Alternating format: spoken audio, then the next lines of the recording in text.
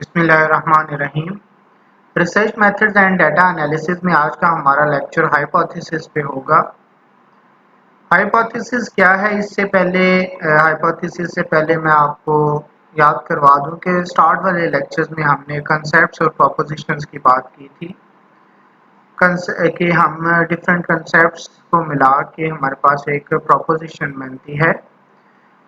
Proposition क्या होती है? कोई भी स्टेटमेंट्स होती हैं वेरिएबल्स के बारे में जो कि ट्रू भी हो सकती हैं और फॉल्स भी हो सकती हैं। मतलब कि अपनी हमारी ऑब्जर्वेशन होती है, हमको अगर वो स्टेटमेंट बना देते हैं डिफरेंट वेरिएबल्स को मिला के, डिफरेंट कंसेप्ट्स को मिला के, तो वो सही भी हो सकती है, गलत भी हो सकती है।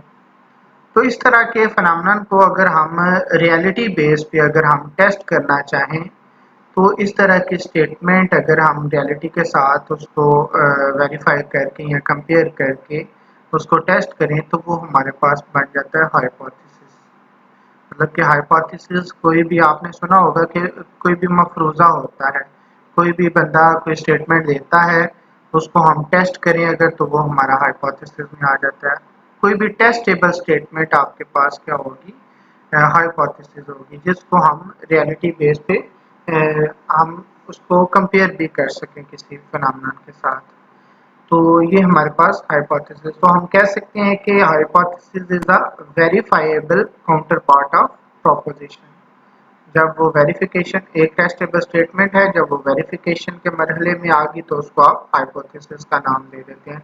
हाइपोथेसिस टेस्ट करने के डिफरेंट स्टेप्स हैं, जिसमें हमारा हम स्टैटिस्टिकल वे में उसको मतलब कि हमारे पास जो भी डाटा आता है उसको स्टैटिस्टिकल वे में हम उसको उस टेस्ट करते हैं और हम अपने कंक्लूजन को पहुंचते हैं। तो हाइपोथेसिस की डेफिनेशन किस तरह हम कर सकते हैं? हाइपोथेसिस में B defined as a logical conjectured relationship between two or more variables expressed in form of a testable statement। कि हमारे पास अगर दो या दो से ज़्यादा वेरिएबल्स हैं, उनके रिलेशनशिप को अगर हम एस्टिमेटेड रिलेशनशिप जो भी हमारे पास होगा, उसको अगर हम उस स्टेटमेंट को अगर हम टेस्ट करें, तो वो हमारे पास हाइपोथेसिस बन सकता है। तो हाइपोथेसिस का आपका जो है वो क्वांटिटेटिव रिसर्च में हाइपोथेसिस बनाते हैं हम, क्वालिटेटिव रिसर्च में हाइपोथेसिस नहीं होते। लेकिन ये आपका पेपर पॉइंट ऑफ व्यू से ये इम्पोर्टेंट है, तो इसको आपने पेपर पॉइंट ऑफ व्यू से ज़रूर तैयार कर लेना है। वैसे भी आपको पता होना चाहिए क्योंकि आपने रिसर्च करनी है, तो हाइपोथेसिस का पता होना चाहिए। कल को आपने भी किसी को अगर रिसर्च करवानी है तो उसमें आपको पता होना चाहिए हाइपोथेसिस होता क्या है। तो हाइपोथेसिस की आप सिंपल यही याद रख लें कि हाइपोथेसिस एक क्या है कि टेस्टेबल स्टेटमेंट है, verifiable counter part of proposition. आप कह रहे हैं प्रोपोजिशन क्या थी? टेस्टेबल स्टेटमेंट थी, जो कि गलत भी हो सकती है और दुरुस्त भी हो सकती है। तो हाइपोथेसिस क्या है? टेस्टेबल स्टेटमेंट, टेस्टेबल स्टेटमेंट है जो कि हम रियलिटी बेस पे उसको या पॉपुलेशन, आप ये भी कह सकते हैं कि आपकी अगर अगर क्वांटिटेटिव क्योंकि रिसर्च कर रहे हैं, तो अगर हमने सैंपल का मीन कैलकुलेट कर लिया है, तो उसको हम अगर पॉपुलेशन मीन के बारे में वो उसको टेस्ट करें कि हमारा अगर हमारा सैंपल का मीन ये है, तो हम अब टेस्ट करना चाह रहे हैं कि हमारी पॉपुलेशन का मीन भी यही होगा। तो इस तरह की ये एग्जांपल्स हाइपोथेसिस टेस्टिंग से आप कर सकते हैं। तो कुछ एग्जांपल्स हैं हाइपोथेसिस की कि सबसे पहले है there is no significant relationship between project resources and software project success.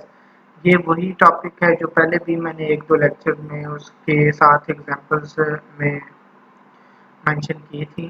तो उसी को मैं उसी टॉपिक से रिलेटेड मैंने इसमें एग्जांपल्स बनाई हैं कि ये डिफरेंट टाइप्स के हाइपोथेसिस हैं। आगे टाइप्स आएंगी तो ये जो एग्जांपल्स मैंने लिखी हुई हैं, ये उन्हीं में आहिस्ता आहिस्ता डिवाइड हो जाएंगी। हर एक चार किस्म की मैंने आगे एग्जाम इसकी हैं हाइपोथेसिस की। तो ये चारों उसी की टाइप हैं, एग्जांपल्स हैं।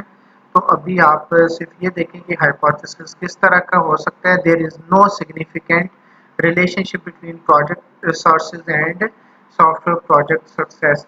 जब हम कुछ वेरिएबल्स, इसमें दो वेरिएबल्स आपको नजर आ रहे हैं, मेन फैक्टर्स कह लें, वेरिएबल्स कह लें, प्रोजेक्ट रिसोर्सेज और दूसरे नंबर पे प्रोजेक्ट सक्सेस नजर आ रहा है। तो इसके बारे में अगर हम कोई भी ये स्टेटमेंट अगर टेस्ट करना चाह रहे हैं तो इसको हम हाइपोथेसिस इस तरह बनाएंगे, there is no significant relationship, ये कि दोनों हमारे पास जो फैक्टर्स हैं या वेरिएबल्स हैं उनके दरमियान में कोई रिलेशनशिप नहीं है। पहला ये हाइपोथेसिस इस तरह का भी आप बना सकते हैं।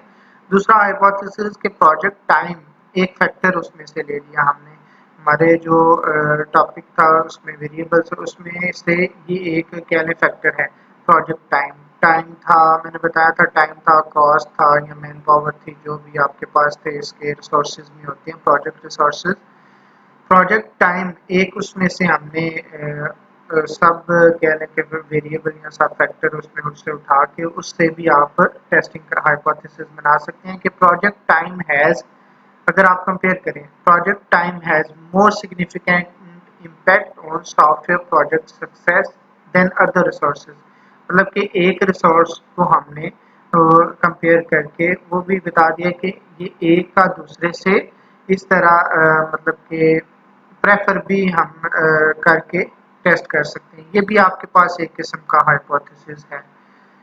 तीसरे नंबर पे है कि अगर कोई परसेंटेज की फॉर्म में हमारे पास प्रीवियस स्टडीज से हमने वो देखा हो कि रेट ऑफ सक्सेस जो होता है वो टेक्नोलॉजी पे इतना बेस कर रहा है और पर्सनल हमारी जो एफर्ट है उसमें इतना बेस कर रहा है, मतलब कि ये इसमें मैंने लिखा हुआ है कि 30% पर्सनल पे है जो रेट ऑफ सक्सेस है, और 40% जो है वो टेक्नोलॉजी बेस है।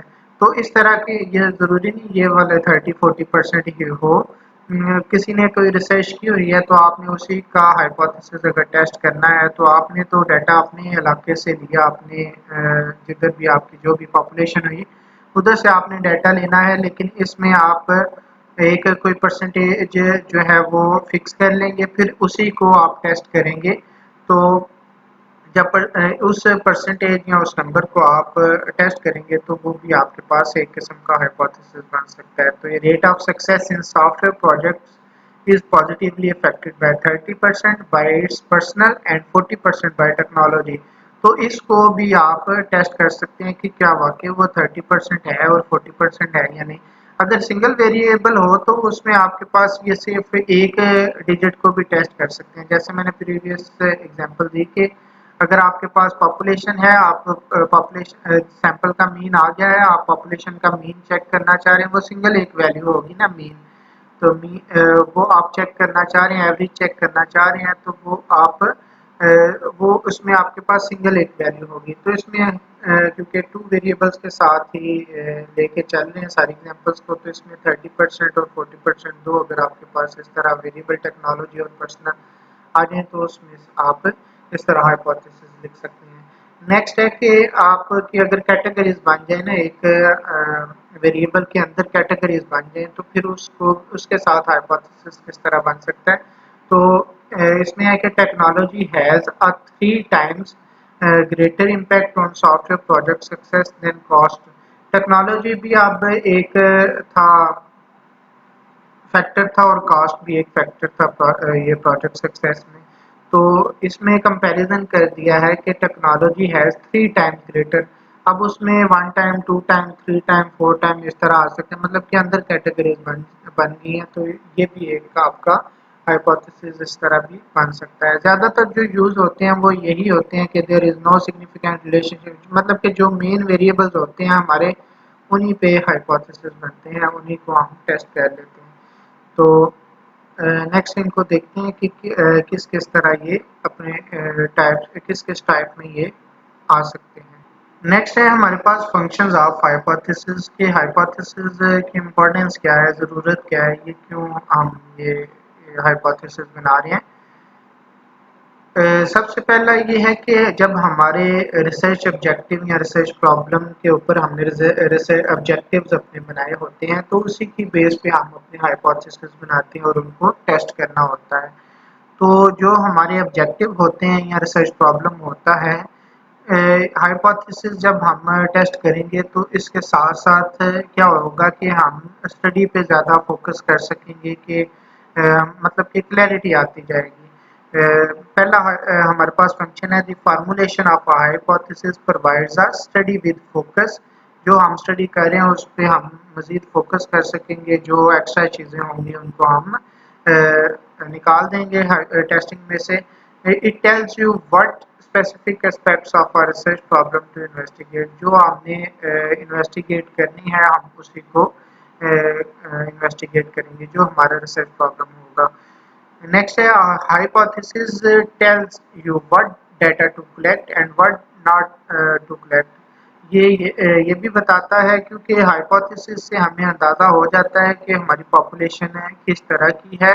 पॉपुलेशन जो हमने मतलब कि पहले हो सकता है पॉपुलेशन जो भी हमारे पास हो उससे हमने काफ़ी ज़्यादा मालूमात इकट्ठी कर ली हो।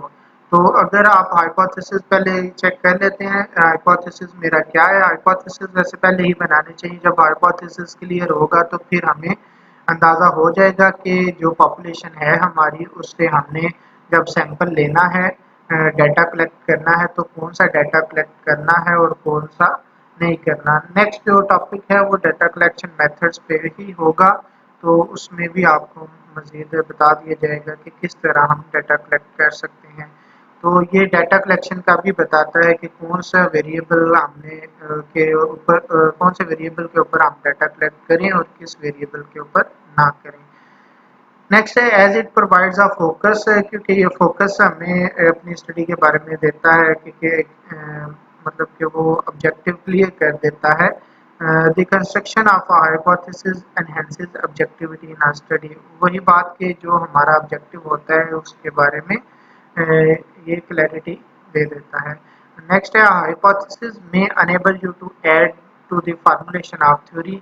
हाइपोथेसिस से थ्योरी फार्मूलेट भी होती है क्योंकि इसी से हमें पता चलता है कि जो हम कोई स्टेटमेंट पे प्रोपोजिशन टेस्ट कर रहे हैं वो ट्रू है या फॉल्स है। जब ट्रू होगी तो वो आपके पास एक थ्योरी बन सकती है। नेक्स्ट हमारे पास आ जाती हैं कैरेक्टरिस्टिक्स ऑफ हाइपोथेसिस। जब हम कोई भी स्टडी कर रहे हैं या हाइपोथेसिस बना रहे हैं तो उस हाइपोथेसिस बनाने में हम कुछ जो है वो चीज़ों का ख्याल रखेंगे कि ये ना हो कि वो हाइपोथेसिस हो ही ना और हम सिंपल स्टेटमेंट को जो है वो रख के बैठे हों और बाद में पता चले कि इसको तो टेस्ट ही नहीं किया जा सकता। तो हाइपोथेसिस बनाने या इस तरह का हाइपोथेसिस भी आप बना दें कि वो आपको बाद में समझ ही ना आए, आपका डाटा कुछ और आपका हाइपोथेसिस कुछ और हो। तो इसके लिए कुछ जो है वो कैरेक्टरिस्टिक्स हैं कि उनका आप ख्याल रखें हाइपोथेसिस बनाते हुए। सबसे पहली है उसमें कि hypothesis should B simple, specific and conceptually clear. मतलब जो आप हाइपोथेसिस क्योंकि ये एक स्टेटमेंट ही होगी, ये ना हो कि वो मतलब कि उसकी खिचड़ी बनाई हो आपने। कोई भी स्टेटमेंट है उसको पकड़ के उसकी खिचड़ी बना के तो वो फिर आप बोलें कि आप मैंने इसको टेस्ट करना है तो वो आपकी भी समझ में ना आए।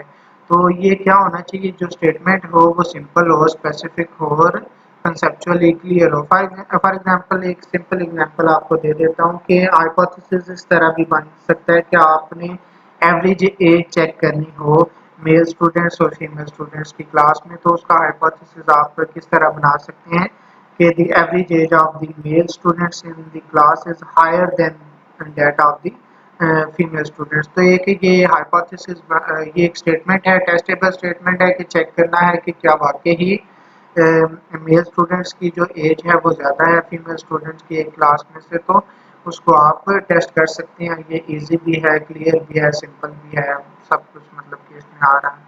तो आपकी जो स्टेटमेंट है वो हाइपोथेसिस है वो क्या होना चाहिए, सिंपल, स्पेसिफिक और कंसेप्चुअली क्लियर होना चाहिए।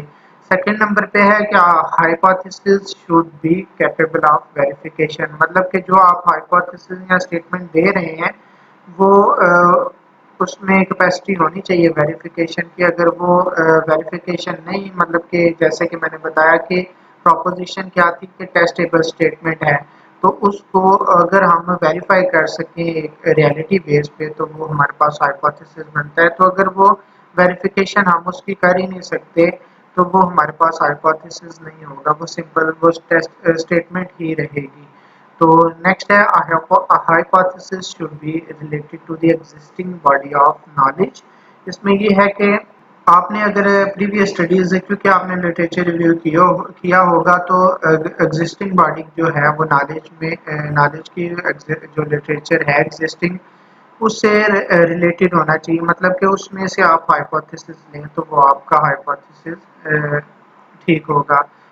अगर कोई नई स्टडी है तो उसमें तो फिर एग्जिस्टिंग बॉडी में नहीं आएगी, बिल्कुल नई स्टडी जैसे कि अचानक कोई एक्शन रिसर्च आ जाती है तो उसमें प्रीवियस स्टडी से नहीं ली जा सकती कोई इस तरह की स्टेटमेंट। वैसे आप अगर प्रीवियस स्टडीज देखें तो आप क्या करें उसमें से ही आप कोई स्टेटमेंट है जो उसने टेस्ट की हो उसी को आप अगेन टेस्ट कर सकते हैं अपनी पॉपुलेशन पे। नेक्स्ट है हाइपोथेसिस शुड बी ऑपरेशनलाइजेबल। ऑपरेशनलाइजेबल मतलब कि मेजर इसमें हम जो है अपने वेरिएबल्स को मेजर कर सकें। जब हम मेजर कर सकेंगे तो फिर ही हम उसको हाइपोथेसिस का नाम देंगे। अगर कोई हमारे पास डाटा ही नहीं होगा, हम मेजर कर ही नहीं सकेंगे तो उसके बारे में कंक्लूजन भी नहीं दे सकेंगे तो फिर वो हमारा हाइपोथेसिस में नहीं आएगा। अगर डाटा ही नहीं है तो फिर तो ज़ाहिर है वो क्वालिटेटिव स्टडी में आप उसको अपनी राय में ही बता सकते हैं। तो जब हमने डाटा कलेक्शन किया हुआ है, हाइपोथेसिस बनाया हुआ है, तो अगर वो क्या होना चाहिए, ऑपरेशनलाइजेबल होना चाहिए, वो मेजरेबल होना चाहिए, उसको हम मेजर कर सकें। अगर मेजर नहीं कर सकते तो वो हमारा हाइपोथेसिस नहीं होगा। नेक्स्ट है इसके टाइप्स हैं, टाइप्स ऑफ हाइपोथेसिस। पेपर में आपके पास आ सकता है कि हाइपोथेसिस को एक्सप्लेन करें और टाइप्स ऑफ हाइपोथेसिस बताएं। तो इसमें बेसिक जो है वो टू टाइप्स हैं हमारे पास, नल हाइपोथेसिस और अल्टरनेटिव हाइपोथेसिस, जिसका दूसरा नाम रिसर्च हाइपोथेसिस का नाम भी दिया जाता है। बेसिकली दो हाइपोथेसिस हैं, तो बुक्स में क्या किया हुआ है कि इसमें रिसर्च हाइपोथेसिस करके नल को भी अल्टरनेटिव का नाम दे देता है और नल हाइपोथेसिस करके किसी बुक में अल्टरनेटिव रिसर्च का नाम रिसर्च हाइपोथेसिस को भी अल्टरनेटिव का नाम दे देता है। तो अल्टरनेटिव एक कह लें कि वो दूसरे हाइपोथेसिस का जब भी जिक्र करता है तो अल्टरनेटिव बोल देता है उसको। तो बेसिकली आपके पास नल हाइपोथेसिस है और रिसर्च हाइपोथेसिस है। नल हाइपोथेसिस को भी मैं रिसर्च हाइपोथेसिस में ही एक्सप्लेन करूंगा। ये 4 टाइप्स की रिसर्च हाइपोथेसिस आपको नजर आ रहे हैं। सबसे पहले है हाइपोथेसिस ऑफ नो डिफरेंस। ये नो डिफरेंस और नल हाइपोथेसिस सेम ही होगा।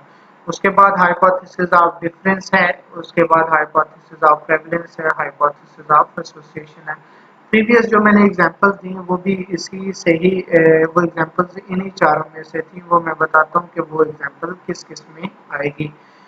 तो सबसे पहले अगर नल हाइपोथेसिस या हाइपोथेसिस ऑफ नो डिफरेंस, ये मैंने बताया कि दोनों सेम ही है।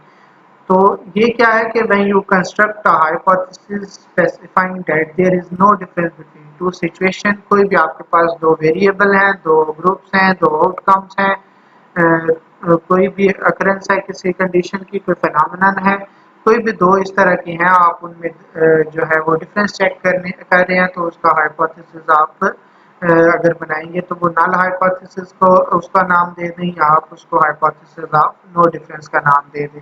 नल हाइपोथेसिस को आप एच नॉट के साथ लिखते हैं। ये एच जीरो लिखा हुआ है, ये होगा क्या, जीरो, ये जीरो या ओ आप लिखेंगे एच नॉट, जैसे कि जीरो नीचे लगाते हैं सबस्क्रिप्ट में एच नॉट आएगा इधर।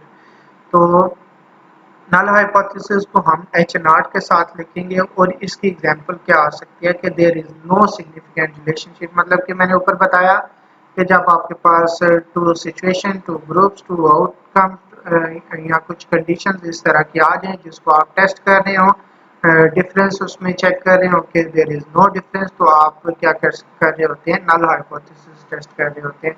तो there is no significance relationship between project resources and software project success, जो कि प्रीवियस मैंने एग्जांपल दी थी वो इसमें ये इसमें लाइक कर रही है कि नो सिग्निफिकेंट रिलेशनशिप बिटवीन आगे टू वेरिएबल्स या टू फैक्टर जो मर्जी इनको बोल। सेकंड है hypothesis of difference. A hypothesis in which a researcher specifies that there will be a difference. पहले में क्या था, नो डिफरेंस था, इसमें क्या होगा, डिफरेंस होगा, but does not specify its magnitude. उसका जो है ना पता नहीं होगा कि डिफरेंस किस तरह का है, मतलब कि डिफरेंस भी होगा और इसमें लेस और ग्रेटर की फॉर्म में भी आ सकता है हाइपोथेसिस। तो इसको जो सिर्फ नल हाइपोथेसिस को एच नॉट के साथ लिखेंगे, बाकी जो हाइपोथेसिस होंगे उसको एच वन के साथ लिखेंगे। और जब भी हम हाइपोथेसिस टेस्ट करेंगे, ये आपको किसी दिन मैं क्लास में इसके स्टेप्स बता दूंगा कि हाइपोथेसिस टेस्टिंग किस तरह की जा सकती है, न्यूमेरिकल वे में इसको मैं आपको बता दूंगा। तो जब भी हम हाइपोथेसिस टेस्ट करेंगे तो उसमें दो हाइपोथेसिस हमेशा आएंगे, एक नल हाइपोथेसिस के नाम से होगा जिसको एच नॉट के साथ लिखेंगे, और एक अल्टरनेटिव हाइपोथेसिस होगा जिसको एच वन के साथ लिखेंगे, जिसमें हाइपोथेसिस ऑफ डिफरेंस भी आ सकता है, हाइपोथेसिस ऑफ प्रेवलेंस भी आ सकता है, हाइपोथेसिस ऑफ एसोसिएशन भी आ सकता है, कोई भी इसमें से हाइपोथेसिस आ सकता है। तो पेयर वाइज ही आएंगे जब भी आएंगे, तो एक नल हाइपोथेसिस और एक अल्टरनेटिव हाइपोथेसिस। अल्टरनेटिव हाइपोथेसिस मतलब कि रिसर्च हाइपोथेसिस।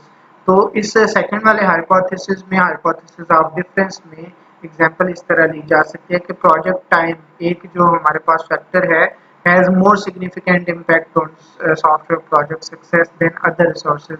अब हम कंपेयर कर रहे हैं और बता रहे हैं कि इनमें मतलब कि अदर रिसोर्सेज और टाइम में फ़र्क भी है और ये मोर सिग्निफिकेंट है। पहले में क्या था कि there is no significant relationship, दोनों में कोई मतलब कि रिलेशनशिप नहीं है। तो और दूसरे में क्या है कि एक फैक्टर का ज़्यादा इम्पैक्ट है एज कंपेयर टू अदर्स, तो इसमें डिफरेंस आ रहा है। नेक्स्ट है हाइपोथेसिस ऑफ नो प्रेवलेंस। इसमें क्या होगा कि in this type of hypothesis researcher are already has a knowledge about the working of the variables. इसमें ये होगा कि जो वेरिएबल्स उसने रिसर्चर ने लिए हैं, वो क्या करेगा कि उसमें उसको ऑलरेडी उसके बारे में इंफॉर्मेशन होगी कि इसकी, फॉर एग्जांपल अगर आप क्वांटिटेटिवली उसको देखते हैं तो आप कहते हैं कि एवरेज किसी भी चीज़ की एवरेज 50 है या 60 है, जो भी है, तो वो उसको पहले से ही नॉलेज है, तो वो फिर उसी को ही टेस्ट कर लेगा। तो ये आपके पास आ जाता है हाइपोथेसिस ऑफ नो प्रेवलेंस के। प्रीवियस स्टडी से वो इंफॉर्मेशन होती है रिसर्चर के पास, तो उसी के अकॉर्डिंग वो चाह रहा होता है कि मेरा रिजल्ट उसी के अकॉर्डिंग आए। जैसे कि एग्जांपल है, rate of success in software project is positively affected 30% bye it's personal and 40% bye technology. अब ये 30% क्या है पर्सनल और 40% टेक्नोलॉजी, ये प्रीवियस किस स्टडी से अगर मिल जाती हैं कि 30% पर्सनल से आ रही है हमारे पास रेट ऑफ सक्सेस और 40% टेक्नोलॉजी से आ रही है, तो इस चीज़ को अगर आप इस तरह की स्टेटमेंट्स को अगर आप टेस्ट करेंगे तो वो हाइपोथेसिस ऑफ नो प्रेवलेंस में आ जाएगी। नेक्स्ट है हाइपोथेसिस ऑफ एसोसिएशन। इसमें क्या होगा कि जब डिफरेंट कैटेगरीज आ जाएंगी, मतलब कि हमारे पास अगर एक वेरिएबल है उसमें कैटेगरीज आ जाएंगी, उसको हम ये बेसिकली कैटेगोरिकल हमारे पास इंफॉर्मेशन जब होगी तो उसके ऊपर हम जब वो हाइपोथेसिस बनाएंगे तो हमारे पास वो हाइपोथेसिस ऑफ एसोसिएशन आता है। This type of hypothesis specifies the amount of relationship in terms of the effect of different treatment groups on the dependent variable। मतलब कि एक आपके पास डिपेंडेंट वेरिएबल है, उसके अंदर भी डिफरेंट कैटेगरीज बनी होंगी। ये लिखा हुआ है ना, डिफरेंट ट्रीटमेंट ग्रुप्स, मतलब कि एक वेरिएबल है डिपेंडेंट वेरिएबल, उसमें डिफरेंट ट्रीटमेंट ग्रुप्स हैं। Are the prevalence of phenomenon in different population group. आप इसी को ज़हन में रखें कि आपके पास अगर डिपेंडेंट वेरिएबल है और उसके डिफरेंट कैटेगरीज हैं, तो उनके दरमियान अगर जब उनके अकॉर्डिंग जब हमारे पास हाइपोथेसिस बनेगा तो वो हाइपोथेसिस ऑफ एसोसिएशन उसको नाम दिया जाता है। जब आपने रिसर्च करनी होती है तो ये नाम नहीं ऊपर लिखनी होती है कि ये हाइपोथेसिस ऑफ एसोसिएशन है, हाइपोथेसिस ऑफ नो प्रेवलेंस है, या जो भी है। आपने सिर्फ अपनी स्टेटमेंट लिखनी होती है कि जो भी आपने टेस्ट करना हो, जो भी आपने वेरीफाई करना हो, वो स्टेटमेंट लिखनी होती है और फिर उसके अकॉर्डिंग जो है वो आपने टेस्ट कर देना होता है। लोगों को तो पता भी नहीं होता कि ये मैं जो मतलब कि एक स्टेटमेंट लिख ली है कि there is no significant relationship between this, तो ये हाइपोथेसिस की टाइप का नाम क्या है वो कोई नहीं पता होता। बस क्या किया जाता है कि जो हमारा ऑब्जेक्टिव होता है उसको हम क्या कर लेते हैं, टेस्ट कर लेते हैं, उसी ऑब्जेक्टिव की बेस पे हाइपोथेसिस बना के टेस्ट कर लिया जाता है। तो इसकी एग्जांपल अगर आप देखें तो technology has a 3 times greater impact on software project success than cost of project. अब ये इसमें भी 2 टाइप्स के आ रहे थे फैक्टर्स, टेक्नोलॉजी आ रहा था और प्रोजेक्ट आ रहा था। इसमें भी कंपैरिजन हो रहा है, लेकिन ये जो है 3 टाइम्स ग्रेटर जब इम्पोर्टेंस दी जा रही है एक ही चीज़ को दूसरी के ऊपर, तो ये कहने के कैटेगरीज में आके टेक्नोलॉजी मतलब कि फर्स्ट 1 टाइम है, 2 टाइम ग्रेटर है या 3 टाइम, जितने टाइम ग्रेटर है इम्पैक्ट यहाँ और भी कैटेगरीज आ जाती हैं। जैसे डिफरेंट कलर्स आप ले सकते हैं, तो उसमें भी आप एसोसिएशन चेक कर सकते हैं। तो इसमें क्या होगा कि technology has a 3 times greater impact on software project success than cost of project, कि कितने टाइम जो है वो ग्रेटर जब आपने इम्पोर्टेंस चेक करनी हो किसी एक फैक्टर के दूसरे से, तो फिर हाइपोथेसिस ऑफ एसोसिएशन आप कर सकते हैं टेस्ट इस तरह के हाइपोथेसिस को। तो ये फिर बता दूं कि आपके पास ये क्वांटिटेटिव रिसर्च में जो होता है वो हाइपोथेसिस बनते हैं, क्वालिटेटिव रिसर्च में हाइपोथेसिस नहीं बनाते। जबकि आपका जो है वो पेपर पॉइंट ऑफ व्यू से ये पेपर में आ सकता है कि हाइपोथेसिस क्या है, उसके टाइप्स क्या हैं, तो आप उसको इस तरह ब्रीफली एक्सप्लेन कर दें, या उसकी कैरेक्टरिस्टिक्स पूछ सकता है, फंक्शन पूछ सकता है, तो आप उनको डिफाइन कर दें। तो ये आपका हाइपोथेसिस का टॉपिक था। जो आपको इसमें से ना समझ आए वो आप डिस्कशन क्लास में पूछ सकते हैं। उसके बाद हम जो है वो डाटा कलेक्शन का करेंगे टॉपिक। तो मिलते हैं नेक्स्ट लेक्चर में, अपना ख्याल रखिएगा। अल्लाह हाफ़िज़।